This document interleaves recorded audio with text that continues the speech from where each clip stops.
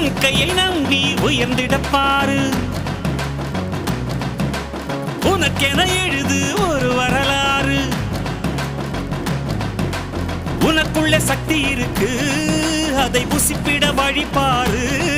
சுபவேளை நாளை மாலை சூடிடு